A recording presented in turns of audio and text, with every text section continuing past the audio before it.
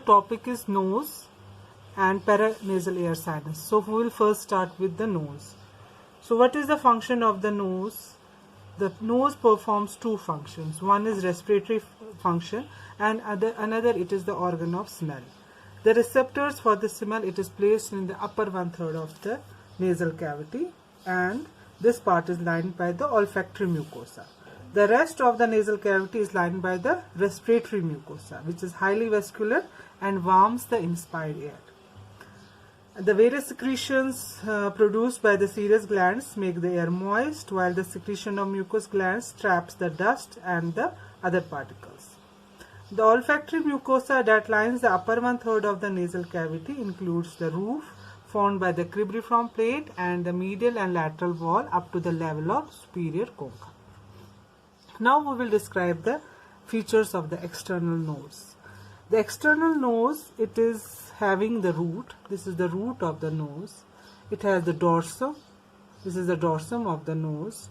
We have the tip of the nose. This is the tip of the nose. So we have root, dorsum and tip of the nose. Then we have the anterior nares. Anterior nares or the anterior opening, which we see. Anterior opening or anterior nares. And we have the nasal septum, which is inside.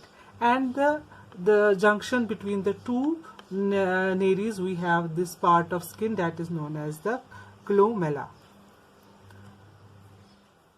So this is the root, this is the tip, this is the dorsum of the nose, this is the side of nose, this is the anterior nares. Between the two anterior nares we have the columella, and below the columella the upper lip have the philtrum.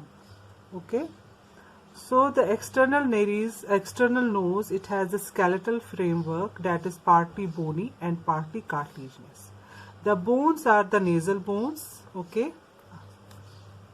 so I told you that the external nares have partly consist of the bony and partly it is cartilaginous. The bony part is the two nasal bones. These are the two nasal bones. Okay, these two. In between two they have the suture. This is the suture between the right and left nasal bone. So we can say these two nasal bones, it forms the bridge of the nose and the frontal process of the maxilla. So this is the nasal bone and this is the maxilla bone. Maxilla bone has a process that is known as the frontal process that goes towards the frontal bone, and this is known as the frontal process. So the bridge of the nose, that is the bony part of the nose, consists of the two nasal bones and the frontal process of the maxilla bone. So this is the bony part. Now cartilaginous part, it has the superior and the inferior nasal cartilage. This is the superior, this is the nasal septum, this is the septal cartilage. Now we will describe the cartilaginous part. The cartilaginous part consists of the superior and inferior nasal cartilage, the septal cartilage and the small alar cartilage. So this is the superior. So this is the lateral, superior and inferior we say. Here we can say lateral nasal cartilage also. So we have the smaller alar cartilage, superior nasal cartilage, inferior nasal cartilage, and we have the septal cartilage and small alar cartilage. Okay. Cartilage, septal cartilage and smaller alar cartilage.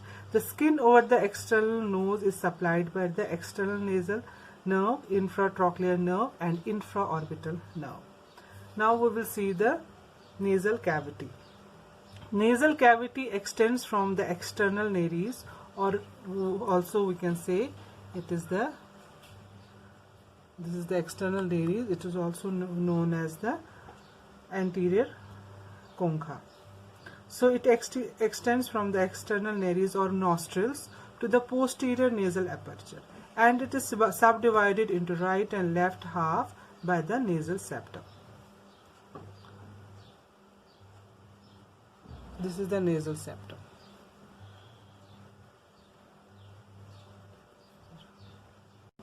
So this is the nasal cavity.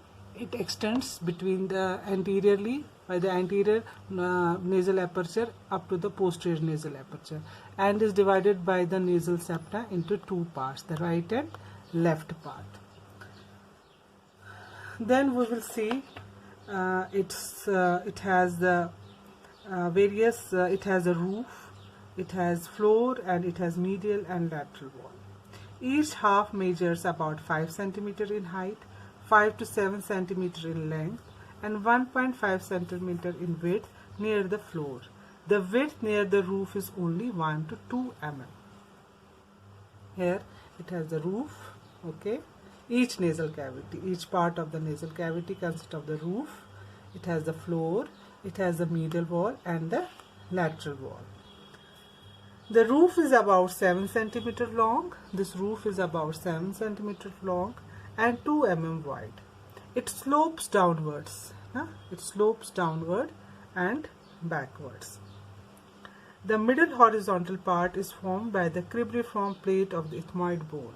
So we can say this is all the roof. The roof has anterior downward slanting and posterior downward slanting. And this roof is consists of the cribriform plate of the ethmoid, the horizontal part. This part is formed by the horizontal part of the cribriform plate of the ethmoid bone. The anterior slope, now this slope, it consists of the nasal part of the frontal bone, nasal bone and nasal cartilage. The posterior slope, it consists of the inferior surface of the body of the sphenoid. So I repeat, the roof has the horizontal part, the anterior downward part and the posterior downward part. The horizontal part is formed by the cribriform plate of the ethmoid bone. The anterior downward part is formed by the nasal bone, the frontal process of the nasal part of the frontal bone and the nasal cartilage. And the posterior downward the structure is formed by the body of the sphenoid bone. Now we have the floor. This is the floor. The floor is about 5 cm long and 1.5 cm wide. It is formed by the palatine process of the maxilla, and here you can see this is the palatine process of the maxilla. Floor, this is the nasal cavity. So this is the nasal cavity divisible into right and left half by the nasal septa. So it was having the roof and anterior downward and posterior, and the floor is formed by the palatine process of the maxilla. This is the palatine process of the maxilla, which also forms the hard palate. So it is formed by the two structures. One is the palatine process of the maxilla and another is the horizontal plate of the palatine bone. It is concave from side to side and it is slightly higher anteriorly than posteriorly. So clinically we say clinical anatomy of this structure is the common cold, or we say rhinitis. Common cold is also known as rhinitis. It is the commonest infection of the nose. It may be infective or it may be allergic. The paranasal ear sinus may get infected from the nose. Maxillary sinusitis is the commonest of such infection. Now we will see sometimes what happens. The fracture occurs into the cribriform plate of the ethmoid bone during any accident, and it leads to the tearing of the, because ethmoid bone is very thin, it may lead to the leakage of the CSF, and that CSF leaks through the nasal cavity, and that is known as the CSF rhinorrhea. Now we will describe the nasal septum. So this is the nasal septum. So what are the structures which forms the nasal septa? What is nasal septa? It is a median osseo-cartilaginous partition. Osseo matlab bone and cartilage में cartilage. So it is an osseo-cartilaginous partition between two halves of the nasal cavity. On each side it is covered by the mucous membrane and forms the medial wall of the both nasal cavities. So on each side it is covered by the mucous membrane on each side and forms the medial wall of the nasal cavity. So first of all we will see what are the bony parts which forms this septum. The first bony part is the vomer bone. This is the vomer bone. This structure. This is the vomer bone. Okay. So this is the bony part. First bony part is the vomer bone. This is a small bone. Okay. So we have the vomer bone. We have the perpendicular plate of the ethmoid bone. Okay, it receives the various margins from the its margin is received by the contribution from the nasal spine of the frontal bone, rostrum of the sphenoid bone, nasal crest of the nasal bone, palatine bone, and the maxillary bone. So perpendicular plate of the ethmoid is receives contribution from other parts also. Now the bony part, I told, it consists of the two parts.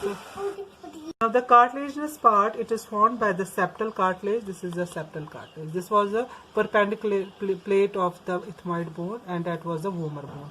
These two bones form these two forms the bony part, and it receives the rostrum of the sphenoid bone and the nasal spine of the frontal bone, nasal bone.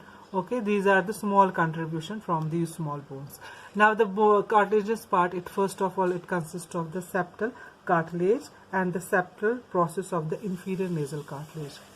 This is the septal process of the inferior nasal cartilage here. So now we will see the cuticular part. So the cuticular part or the lower end is formed by the fibrofatty tissue covered by the skin. This part, the anterior most part of that is the tip of the nose. Tip of the nose, it is formed by the cuticle, yani it is covered by the skin. Below the skin we have the fibrofatty tissue, and the lower margin of this septum is called columella. This is the tip, this tip of the nose. This consists of the fibrofatty tissue and is covered by the skin. The nasal septum is rarely strictly median. Its central part is usually deflected to one or the other side, and that deflection is produced by the overgrowth of one or more of the constituent parts. The septum has the four borders.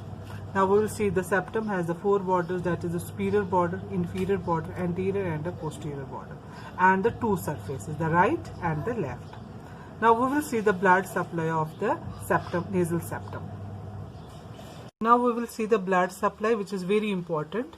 The blood supply of the nasal septum. Anterior superiorly. So first of all we divide this nasal septum into the four quadrants: upper superior, anterior superior, inferior, anterior inferior, posterior superior, and posterior inferior. So the anterior superior part, this part, anterior and superior part, it is supplied by the anterior and posterior ethmoidal arteries. So this part is supplied by the anterior and the posterior ethmoidal arteries. Then we have the posterior anterior inferior part. The anterior inferior part is supplied by the superior labial branch of the facial artery. The posterior superior part, it is supplied by the sphenopalatine artery. This is the sphenopalatine artery. It is the main artery. The posterior inferior part, this part is supplied by the greater palatine artery. So the anterior and posterior ethmoidal artery, it is a branch from the, these are the branches from the which artery? So these are the branch from the ophthalmic artery. Superior labial branch is the branch of the facial artery. Greater palatine artery is a branch from the maxillary artery, and the sphenopalatine artery is also branch from the maxillary artery. The anterior inferior part, or the we also say that vestibule of the septum, it contains the anastomose here, very important. It contains the anastomosis between the septal ramus of the superior labial artery, that is the branch from the facial artery, and also from the sphenopalatine artery, greater palatine artery, and anterior ethmoidal artery. So these four arteries, that is anterior ethmoidal artery, sphenopalatine artery, greater palatine artery, and superior labial artery, these four arteries forms the anastomose in the anterior inferior part of the nasal cavity. And this anastomose, it is a large capillary network. It is known as the Kisselbach's plexus, and this is the common site of the bleeding from the nose, or which is also known as the epistaxis, and it is known as the little area. So this is the little area. Where is the little area? It is present in the anterior inferior part of the nasal septum. And what is there in the little area? We have the capillary network that is known as the Kisselbach's plexus, and that Kisselbach plexus is formed by the four arteries: anterior ethmoidal artery, sphenopalatine artery, greater palatine artery, and superior labral artery. And what is the clinical importance of this Kisselbach area? So it is the common site of the bleeding from the nose. So venous drainage, the veins from the plexus, which is the more marked in the lower part of the septum, or we also say it little areas. The plexus drains the anteriorly into the facial vein and posteriorly through the sphenopalatine vein to the pterygoid venous plexus. Now the nerve supply, we will see the nerve supply. The nerve, general sensory nerves, it arises from the trigeminal nerve and are distributed to the whole of the septum through the, first of all, the anterior superior part. Also here we also divides the nasal septum into four parts. The anterior superior part of the septum is supplied by the internal nasal branch of the anterior ethmoidal nerve, and the anterior inferior part is supplied by the anterior superior alveolar nerve. The superior part anterior ethmoidal nerve and anterior inferior part by the anterior superior alveolar nerve. The posterior superior part, it is supplied by the medial posterior superior nasal branch, which is the branch from the pterygopalatine ganglion, and the posterior inferior, it is supplied by the nasopalatine branch of the pterygopalatine ganglion, which is the main nerve of the nasal septum. And especially sensory nerves, which is the olfactory nerve, it is confined in the upper part of the olfactory area, which receives the sensation of the smell. The lymphatic drainage, the anterior half goes to the submandibular nodes and the posterior half to the retropharyngeal and deep cervical nodes. The clinical point of view will say the sphenopalatine artery that I told you that forms the Kisselbach's plexus, that is the main artery of the nasal septum, and it is also known as the artery of the epitaxis. So the little area on the septum is a common site of bleeding from the nose, and the pathological deviation of the nasal septum, it is often responsible for the repeated attack of common cold, allergic rhinitis and sinusitis, and it requires the surgical correction. Now we will see the lateral wall of the nose. It is an irregular O-wing. The lateral wall of the nose, it is the irregular shaped structure, and it has the irregularity is due to the presence of the three shelf-like bony projection, which is known as the concha. So these are the shelf-like projection from the wall, and these projection is known as the concha. We have the superior concha, we have the middle concha, and we have the inferior nasal concha. The concha increases the surface area of the nose for effective air conditioning of the inspired air. The lateral wall separates the nose from the orbit above with the ethmoidal air sinus. Okay, so this lateral wall separates it from the ethmoidal air sinuses, and from below with the maxillary sinus, and from the lacrimal groove and the nasolacrimal canal in front. The lateral wall can be subdivided into three parts. First of all, a small depression area in the anterior part is called the vestibule. So we divide this lateral wall into the three parts. The vestibule, that is the anterior most part. There is a small depression in the anterior part that is known as the vestibule. This is the vestibule. And it is lined by the modified skin, which contains the short, stiff, curved hair that is known as the vibrissae. जो आगे नाक से बाल निकलते हैं ना, they are the short and stiff curved hair that is known as the vibrissae. The middle part is known as the atrium of the middle meatus. This is the atrium. Okay, so it leads to the middle meatus. That is why it is known as the atrium of the middle meatus.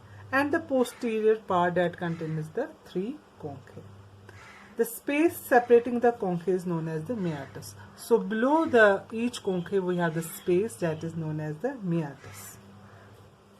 So we will divide, I will repeat, the lateral nose is divided into three parts. The anterior most, that is known as the vestibule, which is covered by the skin and has the hair that is known as the vibrissae.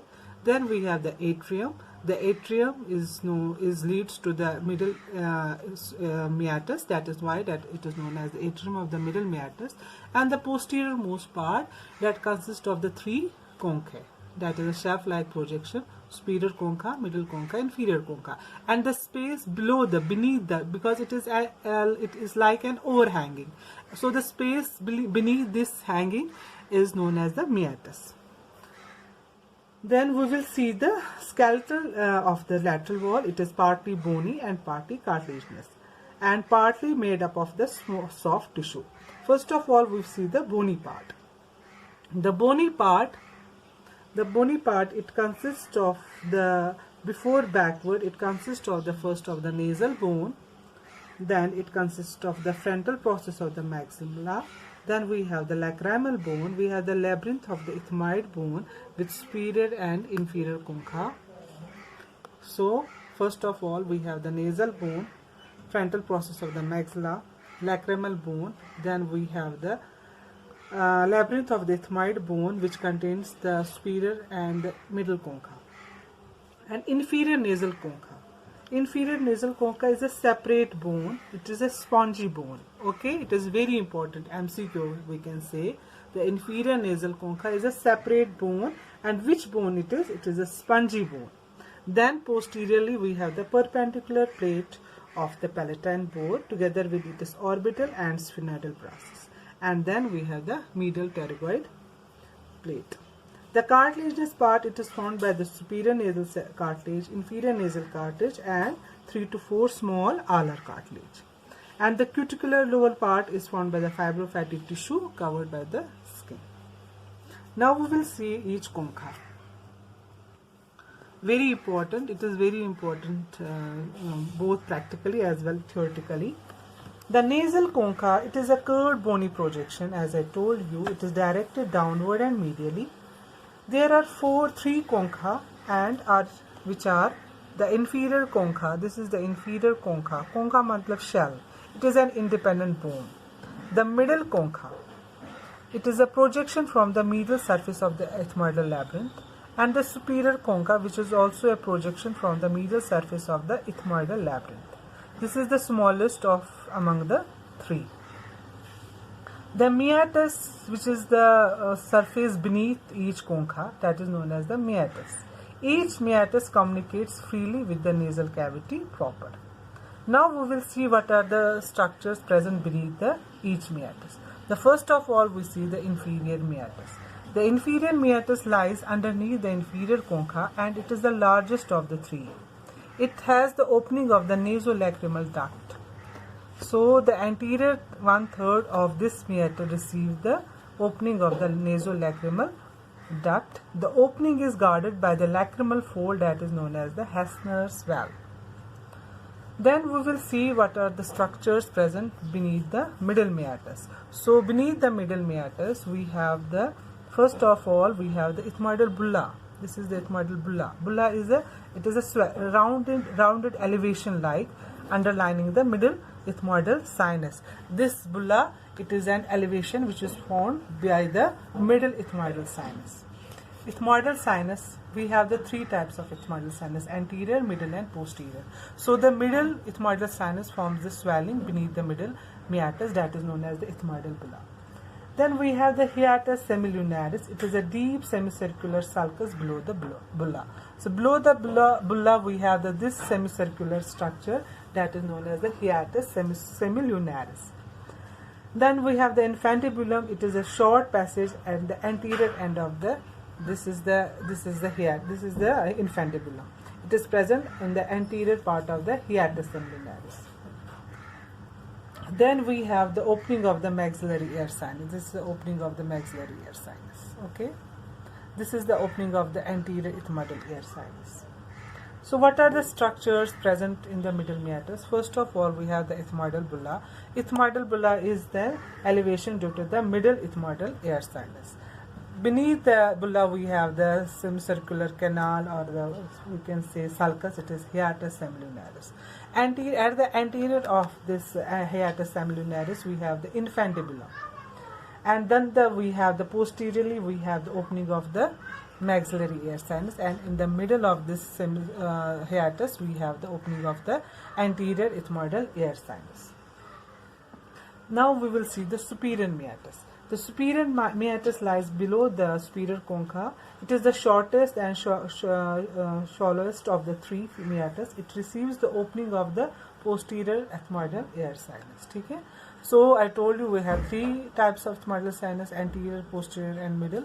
The anterior and the middle one opens below the inferior meatus, and the posterior one, it opens below the superior meatus. Now it also receives the opening of the we have just behind the superior concha we have the sphenoethmoidal recess. It is a triangular fossa just above the superior concha. Just above the superior concha we have the triangular fossa which receives the opening of the sphenoidal ear sinus. The atrium of the middle meatus is a shallow depression. Atrium is a shallow depression just in front of the middle meatus and above the vestibule of the nose. It is limited above by the faint ridge of the mucous membrane that is known as the ager nasal. This is the ager nasal. Okay? So this is the ager nasal which runs forward and downward from the upper end of the anterior border of the middle concha. Now we will see the blood supply of this concha.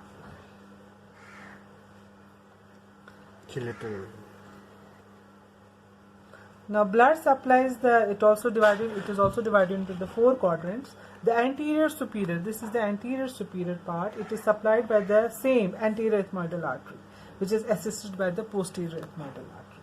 The anterior inferior quadrant, it is supplied by the branches from the facial artery. Posterior superior, it is supplied by the sphenopalatine artery, and posterior inferior quadrant, it is supplied by the greater palatine artery. The venous drainage, it forms the plexus which drains anteriorly into the facial vein, posteriorly into the pterygoid plexus of veins, and from the middle part to the pterygoid plexus of vein. The nerve supply, the general sensory nerves, it derived from the branches of the trigeminal nerve, and it is distributed to the whole of the lateral wall. Similarly, we have the anterior superior quadrant. It is supplied by the anterior ethmoidal branch of the ophthalmic nerve. Anterior inferior quadrant, it is supplied by the anterior superior alveolar nerve, which is a branch of the infraorbital nerve of the maxillary nerve. Posterior superior quadrant, it is supplied by the palatine branch of the pterygopalatine ganglion. It is supplied by the posterior superior. It is supplied by the posterior superior nasal branch from the pterygopalatine ganglion, and the posterior inferior quadrant, it is supplied by the anterior palatine branch from the pterygopalatine ganglion. And the special sensory nerves or the olfactory nerve, it is distributed in the upper part of the lateral wall, just below the cribriform plate of the ethmoid bone, up to the superior concha, which receives the sensation of the smell. So lymphatic drainage, anteriorly it goes into the submandibular nodes and posteriorly into the retropharyngeal nodes and the deep cervical nodes.